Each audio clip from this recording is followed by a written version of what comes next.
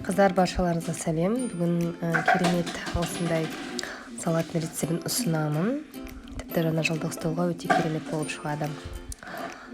Қажетті ингредиенттерді астына жазып көрсетіп кетемін. Алдыменен тұздалған қиярды ұсақ етіп тураймыз. Мейлінше ұсақтау етіп тураңыздар. Барлығын ұсақ етіп турап, бөлек бір ыдысқа салып қоямыз.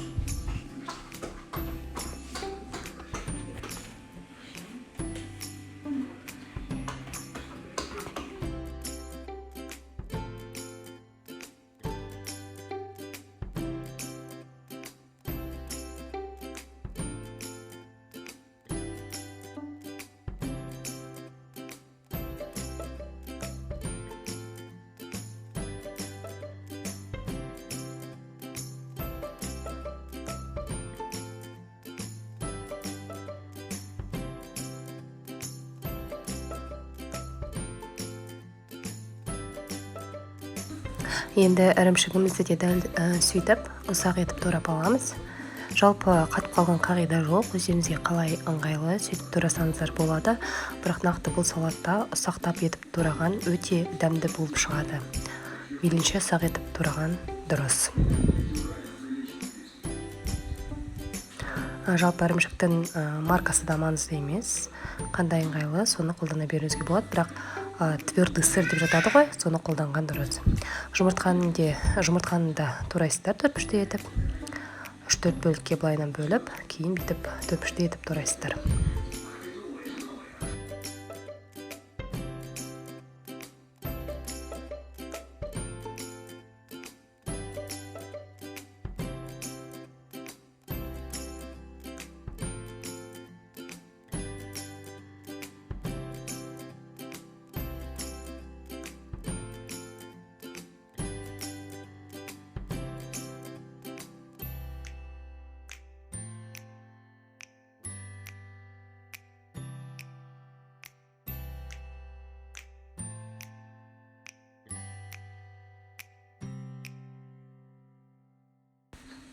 Енді тауық етін менде копченая грудка жайында қолдануға болады.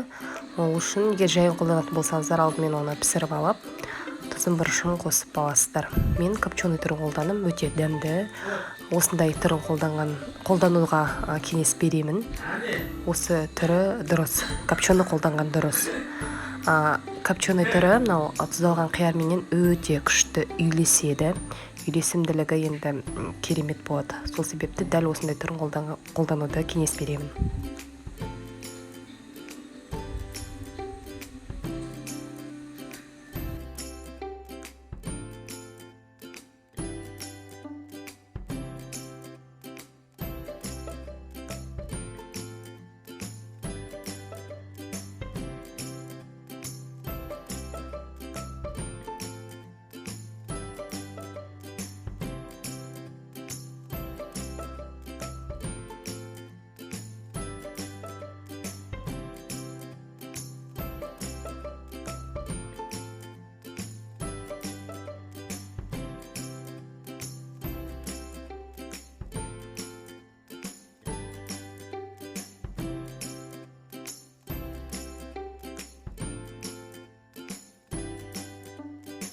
Енді ең соңында салатымызға майонезімізді қосып араластырамыз. Майонезімізді қосып араластыра табақтарға сала беруімізге болады. Үстінен жалпы негізі пай-пай салғанымыз дұрыс, яғни сухарики секілді ыдыста, яғни пай-пай чипсы сатылады, соны салған дұрыс. Шыны керек, менде ол болмады, менде тек қана смак болды. Сол себепті мен үстіне сол смакты салдым. Негізі пай-пайды салған ол өте жіңішке болады, ренде ұсақ болады. Сол негізі дұрыс. Менде ол болмағандықтан мен смакты салдым, бірақ ол маңызды емес, міндетті емес, қолданбасаңыздар да болады. Төменде көрсетілген ингредиенттер бойынша менде осындай 2 үлкен тарелкаға шықты. Егер де одан көп жасау керек болса, ингредиентті 2 еселейсіздер.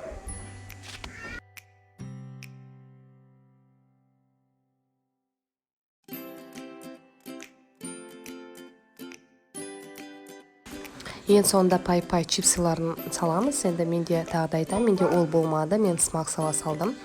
Бірақ негізі пай-пай ол ұсақ, күшті болып тұрады. Сол салатқа салған ол тамаша үйлеседі. Олда тұз, бұрыш ештеңе салудың қажеттілігі жоқ. Астарыңыз дәмді болсын. Ұнаса лайк басып кетіңіздер.